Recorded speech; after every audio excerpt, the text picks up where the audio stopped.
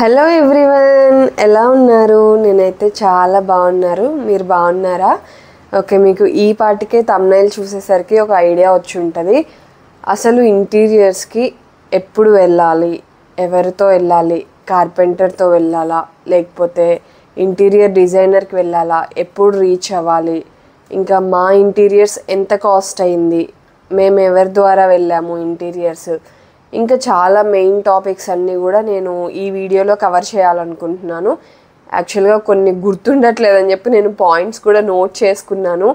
ఇది జస్ట్ నాకు తెలిసింది మీ అందరితో షేర్ చేసుకుంటున్నాను. కొంచెం మేము యూస్ చేసిన టిప్స్ కానీ ఇంకా ఇవన్నీ కూడా నేను మీతో ఇందులో షేర్ చేసుకుంటున్నాను. ఇది జస్ట్ ఒక టాపిక్ అనుకోండి, మాట్లాడుకుందాం అంతే. మీకు ఏమైనా డౌట్స్ ఉంటే కూడా నాకు కమెంట్స్లో పెట్టండి. నేను మ్యాక్సిమం అవన్నీ కూడా డౌట్స్ క్లియర్ చేయడానికి ట్రై చేస్తాను. సో మెయిన్ నేను ఇవాళ కవర్ చేయాలనుకున్న టాపిక్స్ అయితే, అసలు ఇంటీరియర్స్కి ఎప్పుడు రీచ్ అవ్వాలి, ఇంటీరియర్ డిజైనర్తో వెళ్ళాలా లేకపోతే కార్పెంటర్తో వెళ్ళాలా, ఇన్ కేస్ ఇంటీరియర్ డిజైనర్తో వెళ్తే దానివల్ల యూజెస్ ఏంటి, కార్పెంటర్తో వెళ్తే యూజెస్ ఏంటి, రెండిటికి డిఫరెన్స్ ఏంటి, అండ్ నెక్స్ట్ ఎలాంటి వుడ్ ఆర్ మెటీరియల్ యూస్ చేయాలి మనం వుడ్ వర్క్ చేయించుకునేటప్పుడు, మన ఇంటీరియర్స్కి బడ్జెట్ ఎలా ఫిక్స్ చేసుకోవాలి, ఎంతని ఫిక్స్ చేసుకోవాలి, నెక్స్ట్ అసలు మాకెంత టోటల్ ఇంటీరియర్స్ పడింది, నెక్స్ట్ పెస్ట్ కంట్రోల్ ఎప్పుడు చేయించుకోవాలి ఇంటీరియర్స్ చేయించుకునేటప్పుడు. సో ఇవన్నీ కూడా నేను టాపిక్స్ ఈరోజు కవర్ చేయాలనుకుంటున్నాను. ఫస్ట్ టాపిక్, ఇంటీరియర్స్కి ఎప్పుడు రీచ్ అవ్వాలి. Okay, main topic. ఇక్కడ 2 కేసెస్ ఉంటాయి. ఇన్ కేస్ మీరు అండర్ కన్స్ట్రక్షన్ హౌస్ కొనుక్కున్నారు అని అంటే మీకు ఒక 3 to 4 monthsలో హౌస్ హ్యాండ్ ఓవర్ ఇస్తారు అని అనగానే మీరు ఇంటీరియర్స్కి స్టార్ట్ చేయాలన్నమాట. రీసెర్చ్ చేయాలి. మీకు తెలిసిన వాళ్ళల్లో ఎవరైనా ఇంటీరియర్స్ చేయించుకున్నారు అని అంటే కూడా వాళ్ళ బ్యాక్గ్రౌండ్, వాళ్ళ థాట్స్ అవన్నీ కూడా మీరు కొన్ని నోట్ చేసుకోవచ్చు. అండ్ నెక్స్ట్ మల్టిపుల్ ఆప్షన్స్ పెట్టుకోవాలి. అంటే ఒక 3 to 4 months ఉందనగానే ఒక 3-4 మన చెక్ లిస్ట్లో పెట్టుకొని మనము ఇంటీరియర్స్ షాప్కి వెళ్ళి మనం కొటేషన్ తీసుకోవాలి. అసలు ఏ వుడ్కి ఎంత ఇస్తున్నారు కొటేషన్, పెర్ ఎస్ఎఫ్టీ ఎంత ఇస్తున్నారు, మన టోటల్ హౌస్కి వాళ్ళు ఎంత కొటేషన్ ఇస్తున్నారు అని చెప్పేసి మనం రఫ్గా ఒక కొటేషన్ అయితే తీసుకోవాలి. సో అలా తీసుకున్న తర్వాత ఇంకొక ఇంటీరియర్స్ని అయితే సెలెక్ట్ చేసుకుంటాం ఫైనల్గా. సో 3 to 4 months ముందు ఎందుకు అంటున్నాను అని అంటే, ఇప్పుడు అండర్ కన్స్ట్రక్షన్లో ఉన్నప్పుడు, ఫర్ ఎగ్జాంపుల్ రెంటెడ్ హౌస్లో ఉంటారు మీరు. రెంటెడ్ హౌస్లో ఉన్నప్పుడు మనం ఇంటీరియర్స్కే మనం హ్యాండ్ ఓవర్ తీసుకున్న తర్వాత ఒక 3 to 4 months ఇంటీరియర్ డిజైనర్ని సెలెక్ట్ చేయడానికి తీసుకుంటే మనకి ఒక సైడ్ రెంట్ కూడా పే చేస్తూ ఉండాలి, అటు హౌస్ ఈఎంఐ కూడా పే చేస్తూ ఉండాలి. సో అందుకని చెప్పేసి మనకి ఒక 3 to 4 monthsలోనే హ్యాండ్ ఓవర్ ఇస్తారు అని అనగానే మనం ఇవన్నీ కూడా ఫిక్స్ చేసి పెట్టుకుంటే అసలు ఇంటీరియర్ డిజైనర్ ఎవరు, ఎవరితో వెళ్ళాలి, అండ్ ఒక డిజైన్ అనేది ఇస్తారు మనకి ఇంటీరియర్ డిజైనర్ ద్వారా వెళ్తే 3D డిజైన్ అనేది. అది చాలా టైం పడుతుంది. యాక్చువల్గా 1 month or 45 days వాళ్ళు టైం తీసుకుంటారు. నెక్స్ట్ మనకు ఆ డిజైన్ నచ్చచ్చు, నచ్చకపోవచ్చు. కొన్ని రిఫరెన్స్ ఇమేజెస్ మనం ముందుగానే స్టోర్ చేసి పెట్టుకుంటూ ఉండాలి. సో దట్ మనం వాళ్ళకి ఎగ్జాక్ట్గా సమ్ ఫోటో చూపిస్తే దాన్ని బట్టి వాళ్ళు చేంజెస్ చేయడము, మనకి ఏదైనా కలర్ కాంబినేషన్ నచ్చలేదు మళ్ళీ ఒక 1 week to 10 days అప్డేట్ చేయడానికే టైం తీసుకుంటూ ఉంటారు ఇంటీరియర్స్ వాళ్ళు. సో అందుకని చెప్పేసి ఈ ప్రాసెస్ అంతా కూడా మనకు తెలియకుండానే 2 months 3 months టైం పడుతుంది అనమాట.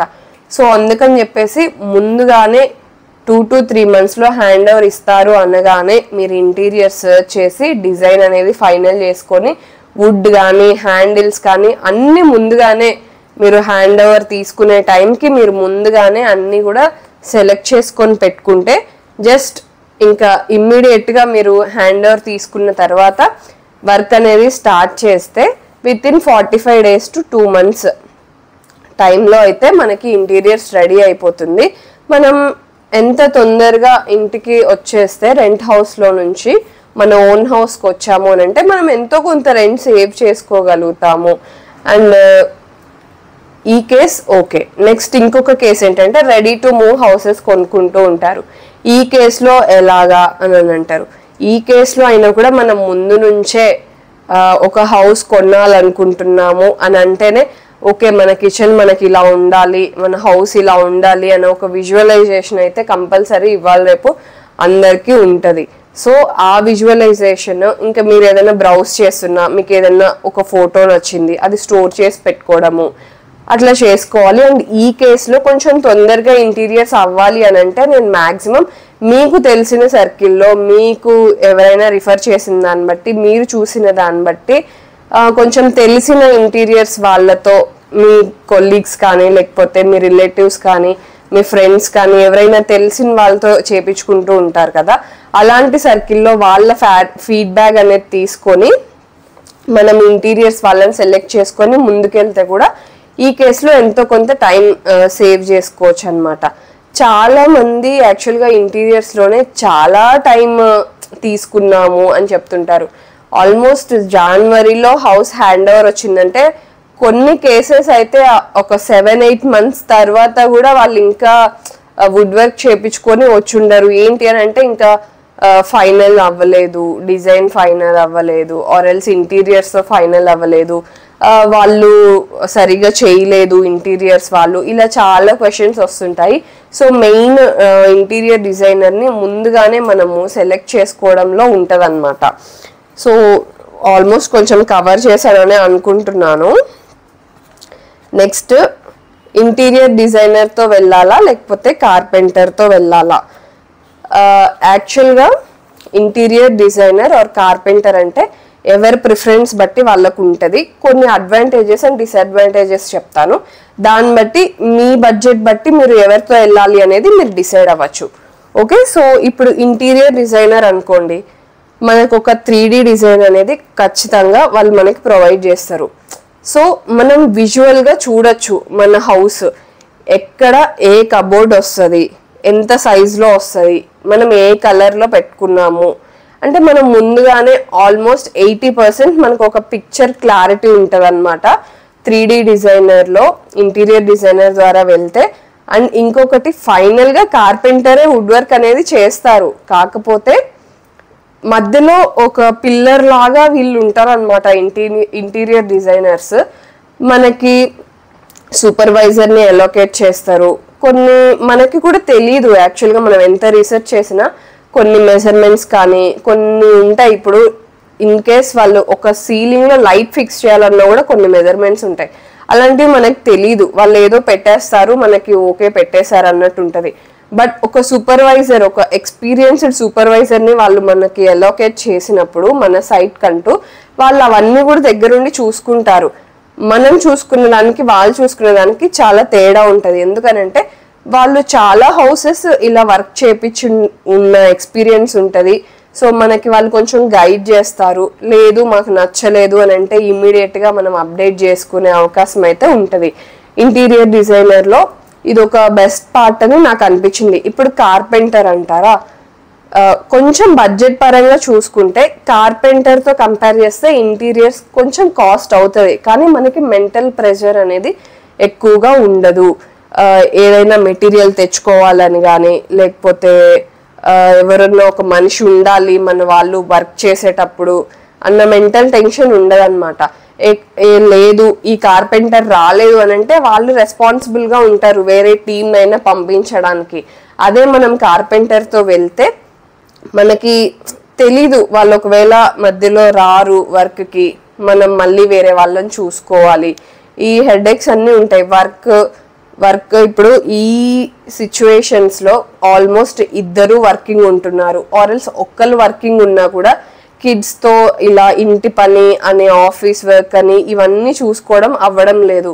అండ్ ఈ కార్పెంటర్కి ఇస్తే మనం మెటీరియల్ మనమే చూసుకోవాలి. అండ్ ఒక్కొక్క ఇప్పుడు సీలింగ్ సెపరేట్ వేరే వాళ్ళకి ఇవ్వాలి, మళ్ళీ వుడ్ వర్క్ వేరే వాళ్ళకి ఇవ్వాలి, నెక్స్ట్ మిర్రర్ వర్క్ వేరే వాళ్ళకి ఇవ్వాలి. ఇవన్నీ హెడేక్స్ ఉంటాయి. అంటే డిఫరెంట్ మెంబర్స్ని మనమే సెర్చ్ చేసుకోవాలన్నమాట. అదే ఇంటీరియర్స్ త్రూ వెళ్ళామనంటే ఇవన్నీ కూడా వాళ్ళే తీసుకుంటారనమాట. మన తరపున రెస్పాన్సిబిలిటీ వాళ్ళు తీసుకుంటారు. ఇన్ కేస్ ఏదన్నా ప్రాబ్లం అయినా కూడా వాళ్ళే మనకి క్లియర్ చేయడానికి మధ్యలో ఒక పిల్లర్ లాగా ఉంటారు అని నాకు అనిపించింది. అంటే చాలా కేసెస్లో కొంతమంది తక్కువ ఖర్చు అవుతుంది అని చెప్పి కార్పెంటర్ని తీసుకొని మళ్ళీ కొంచెం ఇబ్బంది పడి మళ్ళీ ఫినిషింగ్ సరిగ్గా లేక ఇవన్నీ కూడా కొన్ని కేసెస్లో చూశాను. అలాగే ఇంటీరియర్స్ వాళ్ళని కూడా సెలెక్ట్ చేసుకునే విధానంలో కూడా ఉంటుంది. కొంతమంది సరిగా చెయ్యక మధ్యలోనే వర్క్ వదిలేసి వెళ్ళిపోతుంటారు ఇంటీరియర్ డిజైనర్స్ కూడా. అందుకే మంచి రేటింగ్ ఉన్న వాళ్ళని, కొంచెం ఆల్రెడీ మన సర్కిల్లో చేపించుకున్న వాళ్ళు, మనకి కొంచెం ఓకే వీళ్ళు చేస్తారు అనే ఒక పాజిటివ్ ఫీలింగ్ ఉంటుంది కదా, అట్లా మోస్ట్లీ కొంచెం రిఫరెన్స్ ద్వారానే వెళ్ళమని నేను ప్రిఫర్ చేస్తాను. ఎందుకనంటే వాళ్ళు ఎక్కువ అడ్వర్టైజ్ చేసుకోరు. కొంతమంది వాళ్ళ గుడ్ విల్ కోసం పనిచేస్తుంటారు. కొన్ని కంపెనీస్ ఏంటంటే ప్రాఫిట్ కంటే కూడా కస్టమర్ ఇంపార్టెంట్ అన్నట్టు ఉంటారు. సో అలాంటి కంపెనీస్ని మనం చూస్ చేసుకున్నాము అని అంటే మనకి కొంచెం సేఫ్ సైడ్లో ఉంటాము. ఇలాంటి మిస్టేక్స్ కొన్ని జరగకుండా ఉంటాయి అని నాకు అనిపించింది. ఇప్పుడు కార్పెంటర్స్ కూడా నేను తక్కువ అని చెప్పట్లేదండి. ఇప్పుడు మన సర్కిల్లో ఇప్పుడు ఒక కార్పెంటర్ ఉన్నాడు, చాలా మంచిగా వర్క్ చేస్తారు, అసలు అలా ఏం చేయరు, మంచిగా నిజాయితీగా చేస్తారు అని ఇలా కొంతమంది ఉంటుంటారు కదా. మన ఫ్రెండ్స్కి వాళ్ళే చేశారు, వాళ్ళు కంప్లీట్ చేస్తారు అని మనకి కనుక భరోసా ఉంది.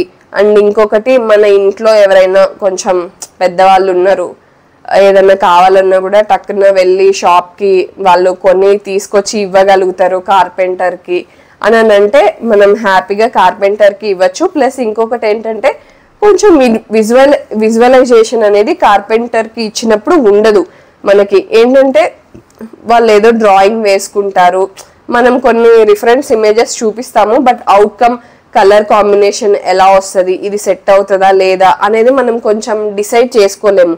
అదే ఇంటీరియర్స్లో అయితే 3D డిజైనర్ ఉంటారు కాబట్టి మనకి కళ్ళకు కట్టినట్టుగా చూపిస్తారు. వాళ్ళు విజువల్గా చూడొచ్చు మనము ఏ కలర్ అయితే ఎలా ఉంది అని చెప్పేసి. మల్టిపుల్ కలర్స్ కూడా మనము స్క్రీన్ మీద చూడొచ్చు. ఈ కలర్ అయితే ఈ కాంబినేషన్కి ఇలా ఉంది, ఈ కలర్ అయితే ఇలా ఉంది అని చెప్పేసి. సో అందుకని చెప్పేసి ఈ డిఫరెన్స్ అయితే ఉంటుంది. సో కొంచెం అమౌంట్ అయినా పర్వాలేదు, మెంటల్ టెన్షన్ ఉండకూడదు, పీస్ఫుల్గా ఉండాలి, ప్లస్ అన్నీ ఒక రూఫ్ టాప్ కింద ఉండాలి అని అనుకుంటే మాత్రం నేను ఇంటీరియర్ డిజైనర్తో వెళ్ళమని ప్రిఫర్ చేస్తాను. అది కూడా మన సర్కిల్లో మనకు తెలిసిన రిఫరెన్స్ ద్వారా. అలా అయితే ఇంకొంచెం వాళ్ళ ఎక్స్పీరియన్స్ కూడా మనకి తోడవుతుంది కాబట్టి ఇంకొంచెం బెటర్గా ఉంటుంది అని నాకు అనిపించింది. సో నెక్స్ట్, అంటే వుడ్ ఆర్ మెటీరియల్ యూస్ చేసుకోవాలి. సో మనం ఇంటీరియర్స్ చేసుకునేటప్పుడు ప్రతి ఒక్కళ్ళకి ఒక బడ్జెట్ అనేది మనం ముందుగానే అనుకోవాలి. యాక్చువల్గా ఇందులో బడ్జెట్ ఎలా ఫిక్స్ చేసుకోవాలనే టాపిక్ కూడా కవర్ అవుతుంది. ఏంటి అని అంటే ఇప్పుడున్న మార్కెట్లో 20 lakhs ఒక 2 BHK 20 lakhsలో చేయొచ్చు, 10 lakhsలో చేయొచ్చు, 6 lakhsలో చేయొచ్చు, 15 lakhsలో కూడా చేయొచ్చు.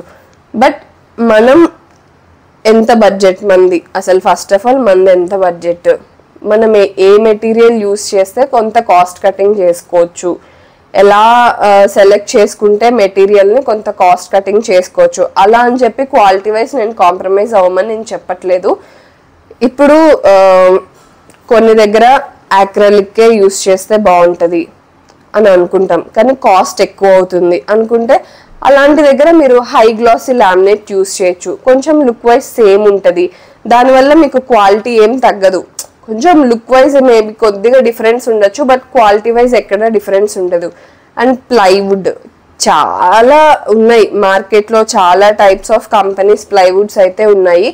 మేము పర్టికులర్గా గ్రీన్ ప్లై అండ్ గర్జన్ అయితే యూస్ చేసాము. కిచెన్కి గ్రీన్ ప్లై యూస్ చేసాము and remaining rest of the house మొత్తం గర్జన్ యూస్ చేసాము.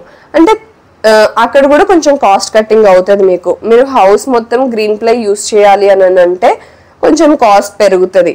అదే మాలాగా అంటే ఒక్కటే వుడ్ యూస్ చేయాలని కూడా లేదు, సేమ్ ఇంచుమించు మనకి సేమ్ జస్ట్ బ్రాండ్ డిఫరెన్స్ ఉంటుంది, but almost neck to neck రెండు కూడా సేమ్గా మనకి పెర్ఫార్మెన్స్ చేస్తాయి అని అనుకున్నప్పుడు మనం కొంచెం కాస్ట్ కటింగ్ చేసుకోవాలి అని అంటే అలా చేసుకోవచ్చు.